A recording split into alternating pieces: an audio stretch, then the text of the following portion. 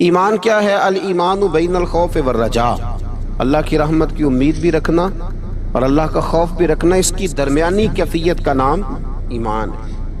اللہ سے ڈرتا بھی رہے، احساس بھی پیدا کرے کہ کہیں میرا مالک ناراض نہ ہو جائے، لیکن نا امید نہ ہو۔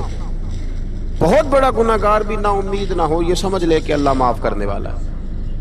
اللہ کی رحمت کی امید بھی رکھنی ہے، وہ رحیم و کریم بھی ہے اور وہ جبار اور قہار بھی ہے، لیکن اب یہاں رحمت کی بات بھی کر دی، یہاں عذاب کی بات بھی کر دی۔ یہ بھی ہمیں سمجھ آ گئی کہ خوف اور امید کی درمیانی کیفیت کا نام ایمان ہے، تو پھر ان دونوں میں سے بڑی چیز کون سی ہے؟ تو میرے رسول کریم صلی اللہ علیہ وسلم نے ارشاد فرمایا، یہ بخاری مسلم میں حدیث ہے، حضرت ابو ہریرہ سے روایت ہے، قال رسول اللہ صلی اللہ علیہ وسلم کہ رسول اللہ صلی اللہ علیہ وسلم نے فرمایا، لما قضى اللہ الخلق كتبا کتابا فهو عنده فوق عرشه۔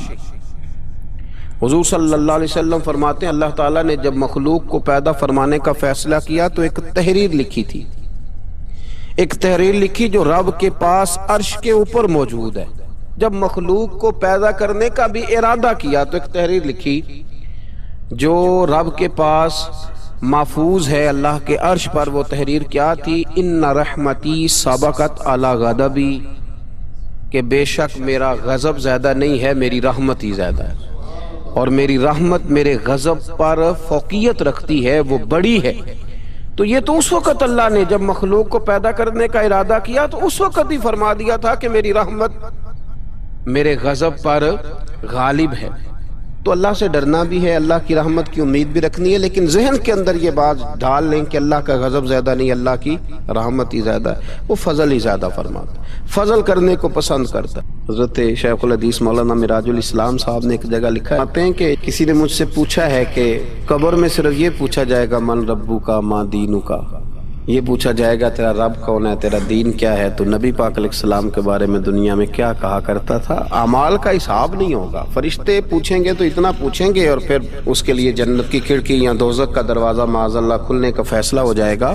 تو کسی نے پوچھا کہ اتنا کیوں ہے، باقی سارے سوال جواب قبر میں کیوں نہیں؟ تو وہ جواب دیتے ہیں، وہ کہتے ہیں کہ جب قحط پڑ گیا نا بہت سارے علاقوں میں، تو حضرت یوسف مصر کے حکمران تھے، تو باقی جگہوں پہ قحط تھا، آپ نے تو خواب دیکھا اور پھر کچھ گندم آپ نے بچا لی۔ تو حضرت یوسف علیہ السلام کے پاس بہت سارے لوگ گندم لینے کے لیے پہنچنے لگے، تو آپ نے رستے میں کچھ چوکیاں بنا دی تھی، پولیس والے کھڑے کر دیے تھے سمجھ لیجئے۔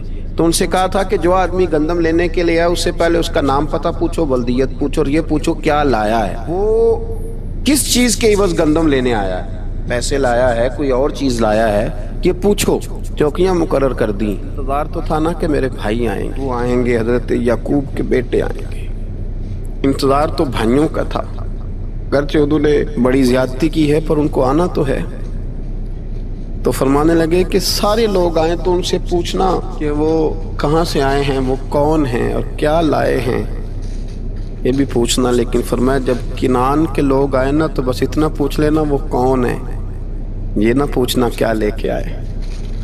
بھائی ہیں نا تو ان کی پردہ پوشی کرنی، ان سے نا بس اتنا پوچھ لینا کہ وہ کون ہیں، وہ اگر بتائیں کہ ہم کنعان سے آئے ہیں تو بس اتنا ہی کافی ہے، ان سے پھر اگلا سوال نہ کرنا۔ تو حضرت شیخ فرمانے لگے رب فرماتے فرشتو تم نہ جا کے بس اتنا پوچھ لینا قبر میں میرے بندے سے کہ وہ مجھے جانتا ہے نا، اس کا پردہ نہ کھولنا، تم نہ حساب کتاب پوچھنا، بس اتنا پوچھ لینا مجھے اور میرے نبی کو جانتا ہے، اگر وہ کہے جانتا ہوں تو پھر آنے دینا، میدان محشر میں خود پوچھ لوں گا۔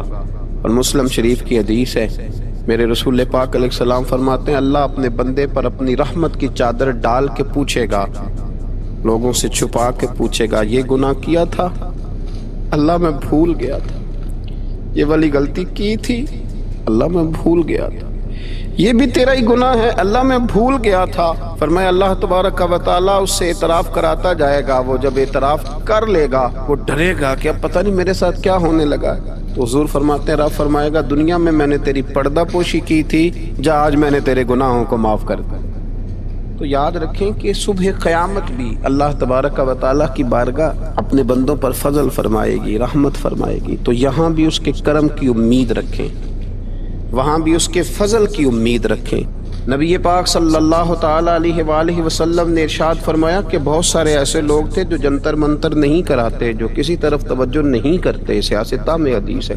فرمایا قیامت کے دن اللہ تبارک و تعالی حکم فرمائے گا کہ وہ کہاں ہیں جنہوں نے صرف میری ہی ذات پر بھروسہ کیا، تو وہ لوگ کھڑے کیے جائیں گے، اللہ تبارک و تعالی ان سے حساب نہیں لے گا، انہیں بغیر حساب کتاب جنت عطا کر دے گا۔ حضرت عکاشہ بن محسن رضی اللہ تعالی عنہ عرض کرنے لگے، یا رسول اللہ صلی اللہ علیہ وسلم میرے لیے بھی دعا کریں، اللہ مجھے بھی ان لوگوں میں شامل کر دے۔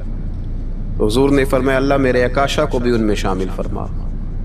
پھر ایک اور صحابی کھڑے ہوئے، عرض کی یا رسول اللہ میرے لیے بھی دعا کریں کہ اللہ مجھے بھی ان لوگوں میں شامل کر لے جن کا بھروسہ، جن کی امیدیں صرف اپنے رب کے ساتھ، صرف اپنے اللہ کے ساتھ۔ تو نبی پاک صلی اللہ علیہ وسلم نے فرمایا میں تمہارے لیے دعا کر دیتا ہوں، پر عکاشہ تم پر سبقت لے گیا ہے، عکاشہ آگے نکل گیا۔ تو قرآن مجید فرقان حمید کے اندر اللہ تبارک و تعالی نے ارشاد فرمایا، سورۃ الحجر کی آیت نمبر 49 اور 50، کیا خوبصورت انداز ہے قرآن پاک کا۔ اور کچھ آیات اور کچھ احادیث ایسی ہیں تو انسان پر وجد طاری کر دیتی ہیں، جو اسے جھومنے پر مجبور کر دیتی ہیں، جو یوں محسوس ہوتا ہے کہ جیسے ایک ایسی قوت پیدا کر دیتی ہیں انسان کے وجود کے اندر کہ وہ محسوس کرتا ہے کہ آج ہی تازہ ہو گیا ہوں، آج کھل گیا ہوں۔ اللہ کریم نے ارشاد فرمایا نبی عبادی انی انا الغفور الرحیم، فرمایا محبوب میرے بندوں کو خوشخبری دے دو کہ میں بڑا ہی معاف کرنے والا اور بڑا ہی رحم فرمانے والا ہوں۔